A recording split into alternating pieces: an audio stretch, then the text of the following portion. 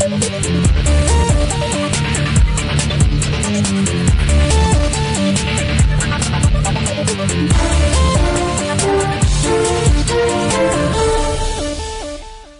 are you Starsky or Hutch?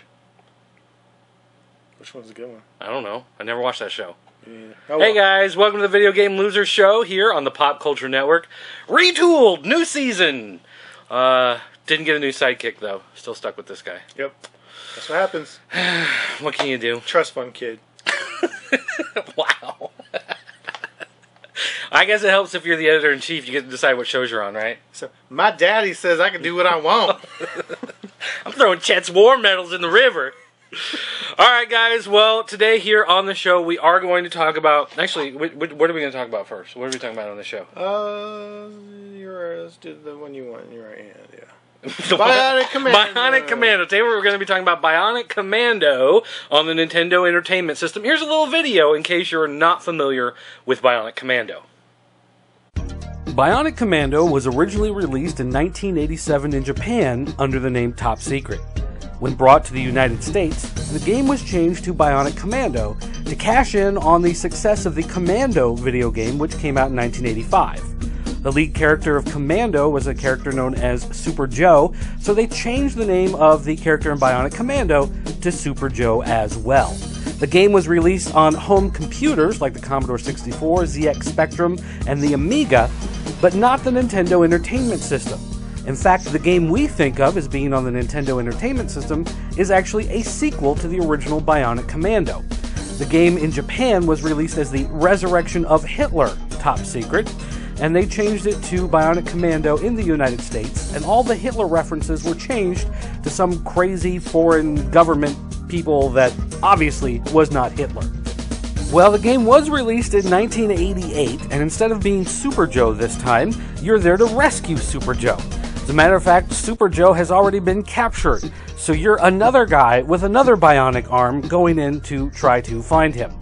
Now, of course, the main staple of the gameplay was the fact that you had this bionic grapple arm and you could not jump. This made the game very difficult for most people who are used to the vertical jump as part of the platforming game genre. But the added bonus of having this grappling arm meant that you could not only swing, but you could also grab items that were far away, and in fact, sometimes you could mess with enemies by pushing them off of certain platforms, or even grabbing them and pulling them towards you. Now, while most people remember the grappling arm gimmick of the game, that wasn't all the game had to it. There were some overhead view combat modes that were based off the original game Commando, because of course this is technically a sequel to Commando.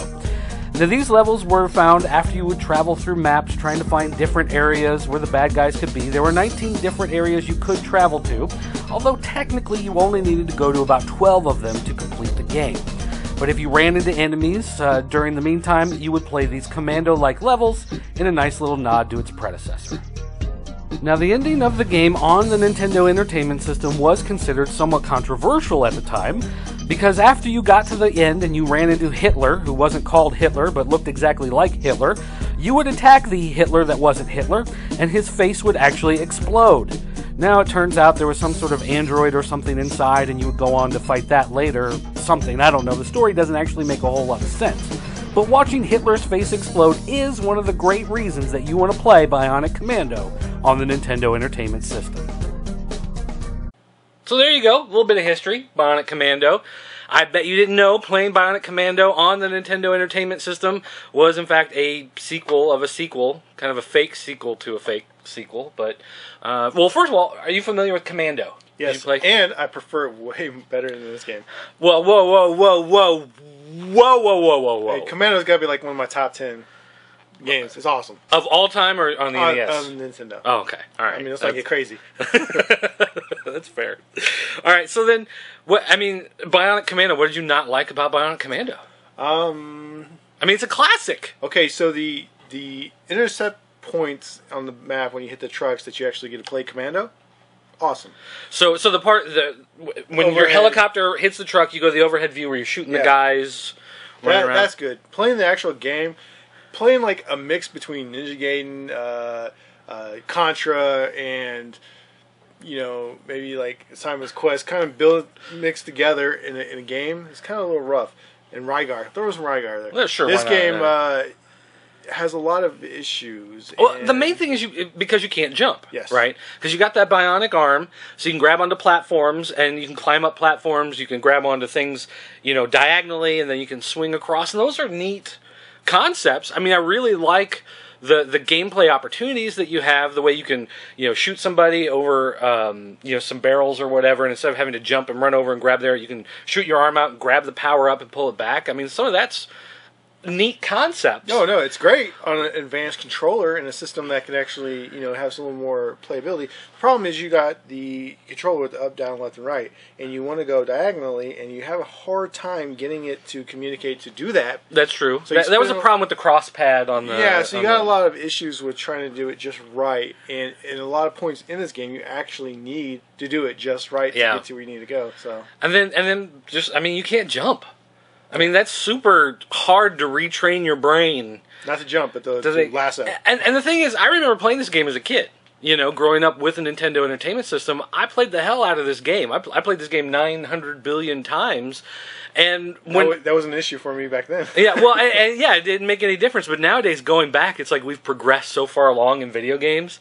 The fact that you can't jump, it's like you might as well be stabbing me in the eye with a fork.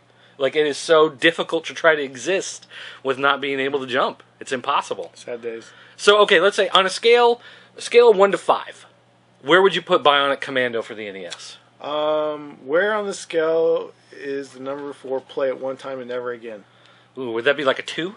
That'd be 2. That'd be a 2, because 1 would be like unplayable. 1. 2, you can play it, but it's not really that fun. 3 is alright, nothing special. 4 is a pretty good time, and 5 would be a great game. Yeah, so I'd say it's a 2. 2 out of 5?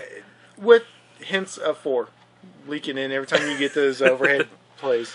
Yeah, like overall, it was kind of a fun trip down memory lane to play this game again and to be like, oh yeah, I remember this game growing up. But then as soon as I turned it off, I was more than happy to be done.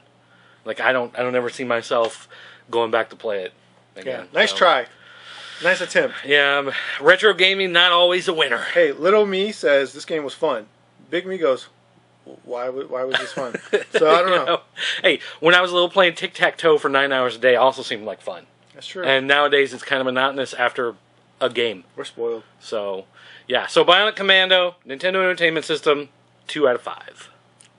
Thanks for watching, guys. Don't forget to check out PopCultureNetwork.com for more video game, toy, comic book, all sorts of fun type news like that. We've got columns, we got videos, we got podcasts.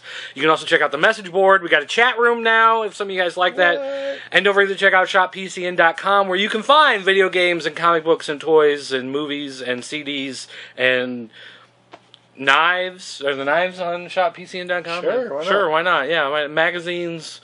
Good times. Skittles? I don't know. Do we have Skittles on the website? We should get some Skittles. We should put them on there. But that's it for today. Stay tuned for our next video game review.